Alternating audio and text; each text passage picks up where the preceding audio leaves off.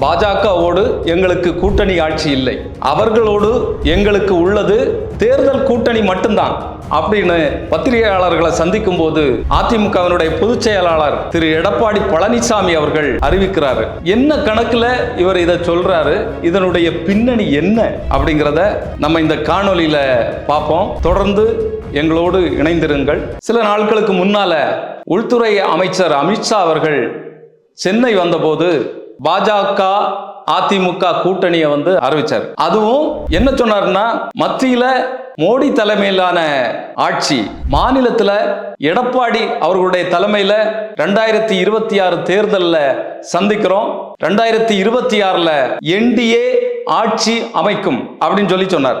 அது மட்டும் இல்லைங்க, காமன் மினிமம் புரோகிராம், ஒரு குறைந்த செயல் திட்டத்தை நாங்க வகுப்போம் அப்படிங்கிறதையும் சொன்னார். ஆனா அந்த மேடையிலையும் சரி, அதுக்கு பின்னாலையும் சரி, அவர் ரொம்ப மௌனமாக இருந்தார். இதை பற்றி பெரிய அளவு எதுவுமே பேசிக்கல.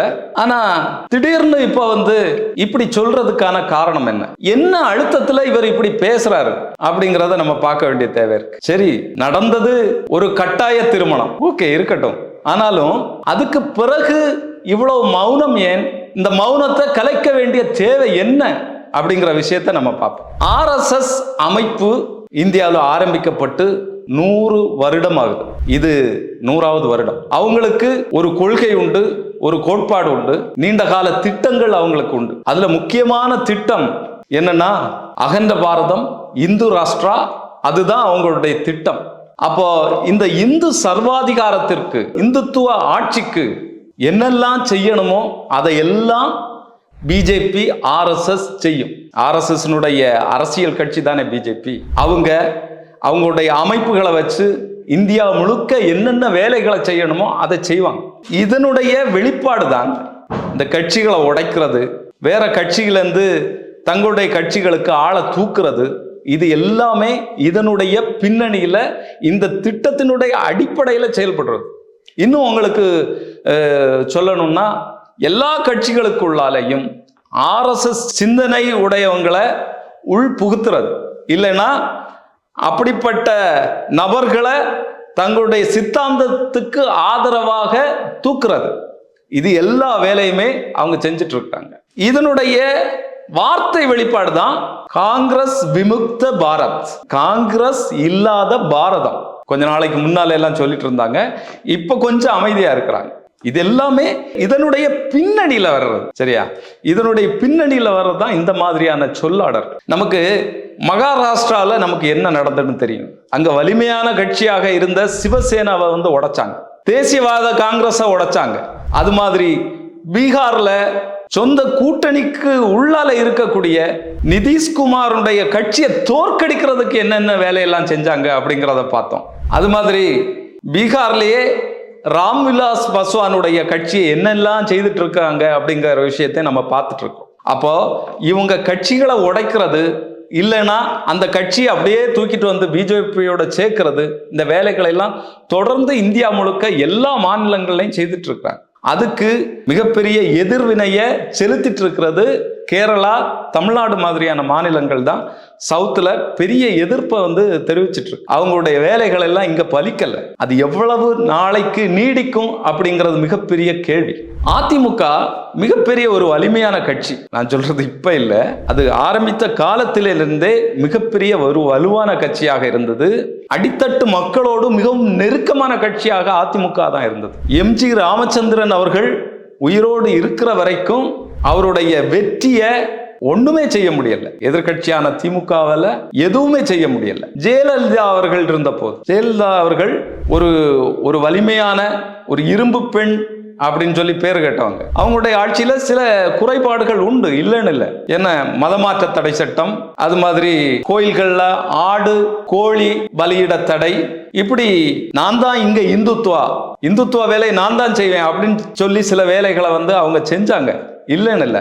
ஆனாலும் அவங்க இறக்குற வரைக்கும் வலிமையான ஒரு கட்சியாக அதிமுகவை வழி நடத்திட்டு இருந்தாங்க. ஆனா என்ன சிக்கல், தனக்கு பிறகு இந்த கட்சியை யார் வழி நடத்துவார்கள், அடுத்த கட்ட தலைவர்களை, வலிமையான தலைவர்களை உருவாக்காம போயிட்டாங்க. அது ஒரு சிக்கல். நம்முடைய அதிமுக வரலாறுல நம்ம பார்த்துட்டே இருக்கோம் அந்த விஷயத்தை. ஜெயலலிதா அவர்களுடைய மறைவுக்கு பிறகு ஒரு திண்டாட்டம்.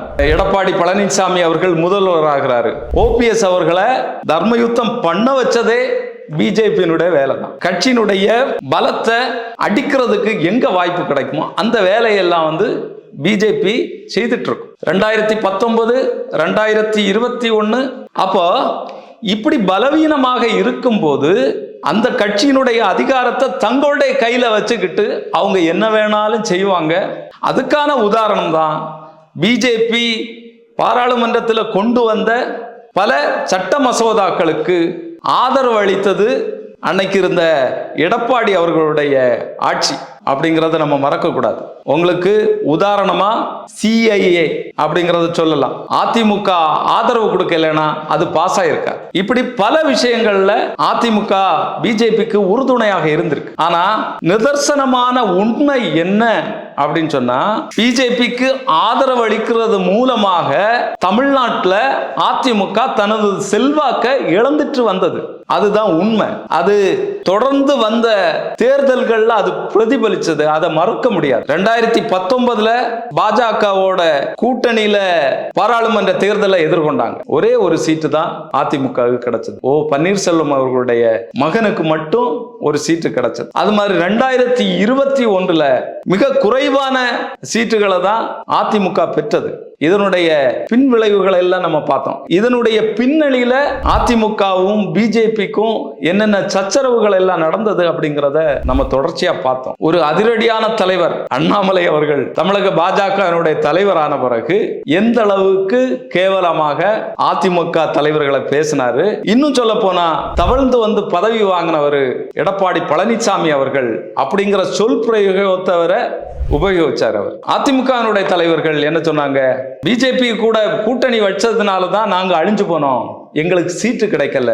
அதிமுகவினுடைய முக்கியமான தலைவர்கள் ஒருத்தர் ஜெயக்குமார் அவர்கள் என்ன சொன்னாரு, நான் முடிசூடா மன்னனாக இருந்தேன் 25 வருஷம், பிஜேபியோட கூட்டணி வச்சதுனால நான் இன்னைக்கு ஒன்னும் இல்லாத ஆளாக இருக்கேன். அதிமுகவினுடைய படு தோல்விக்கு காரணம் பிஜேபி அப்படிங்கறத சொன்னார். அப்போ பிஜேபியோடு உங்களுக்கு கூட்டணி அமையுமா அப்படின்னு கேட்கும்போது அவர் சொன்ன வார்த்தை அண்ணாமலை இல்ல, பின்லேடன் பிஜேபியினுடைய மாநில தலைவராக வந்தா கூட அது நடக்காது அப்படின்னு சொல்லி அவர் சொன்னார்.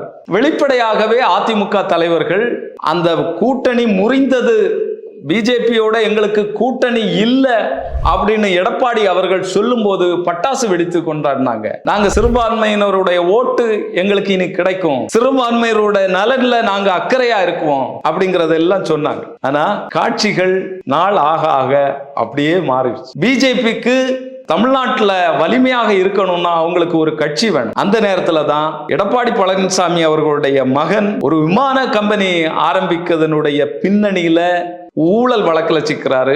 இடி அப்படியே செந்தூக்க அவரை தூக்கி வச்சிருக்கு. அது மாதிரி எடப்பாடி பழனிசாமி அவர்களுடைய சம்பந்தி வீட்டுல ரைட் பண்றாங்க, அவங்களுடைய நிறுவனத்துல ரைட் பண்ணாங்க. கணக்குல வராத பணங்கள், அதற்கான ஃபைல்கள், ரொக்கம் இதெல்லாம் கைப்பற்றாங்க. இப்படி அதிமுகவினுடைய நபர்களை எல்லாம் அப்படியே செக் வச்சாங்க. செக் வச்சுட்டு டெல்லிக்கு வாங்க அப்படின்னு கூப்பிட்டாங்க. இன்னும் எலெக்ஷனுக்கு 1 வருஷம் இருக்கு. ஆனாலும் அந்த முக்கியமான தலைவர்கள்ல டெல்லிக்கு கூப்பிட்டாங்க. டெல்லிக்கு கூப்பிட்டு பேசிட்டு இருக்கும் போதே பாஜக அதிமுக கூட்டணி அப்படிங்கிற செய்தியை கசிய விட்டாங்க. ஆனா அப்பவும் கூட எடப்பாடி பழனிசாமி அவர்கள் வாயை திறந்து எதுவுமே பேசல. துப்பவும் முடியாம விழுங்கவும் முடியாம இருக்கக்கூடிய ஒரு ரொம்ப இக்கட்டான சூழ்நிலைக்கு எடப்பாடி அவர்கள் தள்ளப்பட்டார். நேரமா சொன்ன மாதிரிதான் கட்டாய கல்யாணம் தான் பிஜேபிக்கும் அதிமுகவுக்கும் நடந்தது. இதுல என்ன விஷயம்னா, அமித்ஷா அவர்கள் எடப்பாடி அவர்களை மேடையில வச்சுட்டு அவருடைய தலைமையில தான் இந்த கூட்டணி அமைது அப்படின்னு சொல்றாரு. ஒரு வார்த்தை கூட எடப்பாடி அவர்களை பேசுவதற்கு சம்மதிக்கல. இல்லைன்னா அப்படி ஒரு வாய்ப்பையே அவர் கொடுக்கல. இது எப்படி இருக்குன்னா, கல்யாண மாப்பிள்ள அவர் தான், ஆனா சட்டம் என்னது அப்படின்னு சொல்ற மாதிரி இருக்கு. ஆக இப்படிப்பட்ட நிர்பந்தத்துக்கு அதிமுக பலியாச்சு. அதிமுகவுக்கு மிக இக்கட்டான சூழ்நிலை. இந்த சூழ்நிலை என்னன்னா, அதிமுக தன்னுடைய அந்த கட்சியினுடைய செல்வாக்க நிரூபிக்க வேண்டிய ஒரு கால சூழ்நிலையில அதிமுக தள்ளப்பட்டு, அதுக்காக தான் அவங்க என்ன பண்ணாங்கன்னா தாவேகா தலைவர் விஜய் அவர்களோட ஒரு கூட்டணி பேச்சுவார்த்தையை ஒரு ஆரம்ப கட்ட நிலையில ஆரம்பிச்சாங்க. விஜய் அவர்கள் துணை முதல்வர் பதவி கேட்கிறதாகவும் சீட்டு பேச்சுவார்த்தை நடந்துட்டு இருக்கிறதாகவும் தகவல்கள் வந்தது. அதுக்கு இடையில தான் திடுதிப்புன்னு இவரை தூக்கி கொண்டு போய் கட்டாயப்படுத்தி இந்த அதிமுக பாஜக கூட்டணிக்கு சம்மதிக்க வச்சிருக்காங்க அப்படிங்கிறத நம்ம பார்க்க வேண்டியது. அப்போ இதுல இப்போதைக்கு எடப்பாடி பழனிசாமி அவர்களுக்கு என்ன நிர்பந்தம் அப்படின்னு நம்ம பார்த்தோம்னா, இந்த கூட்டணி அமைஞ்சது உள்ளபடியே இங்க இருக்கக்கூடிய அதிமுகவினுடைய இரண்டாம் கட்ட தலைவர்களுக்கும் சரி, கீழே இருக்கக்கூடிய தொண்டர்களுக்கும் சரி, இதுல பெரிய நிறைவே இல்லை. இல்லைன்னா இதுல மகிழ்ச்சி இல்லை. எல்லாமே கப்சிப்பா அமைதியா இருக்கு. உள்ளாலேயே இதற்கான எதிர்வினைகள் நடந்துட்டே இருக்கு. அப்போ இதை சமாளிக்க வேண்டிய தேவை எடப்பாடி பழனிசாமி அவர்களுக்கு. அப்படி சமாளிக்கிறது மூலமாக தன்னுடைய ஆளுமையை நிரூபிக்க வேண்டிய கட்டாயம் இப்ப அவருக்கு இருக்கு. ஒருவேளை நினைச்சிருக்கலாம், இப்படி பேசுவதன் மூலமாக இந்த கூட்டணி உடைஞ்சா கூட பிரச்சனை இல்லை அப்படின்னு கூட அவங்க நினைச்சிருக்கலாம். அதனுடைய வெளிப்பாடாகத்தான் எடப்பாடி பழனிசாமி அவர்கள் இப்படி பேசி இருக்கிறதாக நம்ம யூகிக்கிறோம். இதுல வேற எந்த கருத்துக்கும் இடம் இல்லை அப்படிங்கிறது தான் நம்ம இதுல சொல்ல வேண்டியது இருக்கு. ஆக அதிமுகவினுடைய அரசியல் கணக்குகள் எப்படியாக நகர்கிறது, கூட்டணி இந்த பசபோட்டு ஒட்ட முடியுமா, ரெண்டு கட்சியினுடைய தொண்டர்களும் இணக்கமாவாங்களா அப்படிங்கிற விஷயத்த நம்ம வரக்கூடிய நாட்கள்ல தொடர்ந்து பார்ப்போம். நன்றி, வணக்கம்.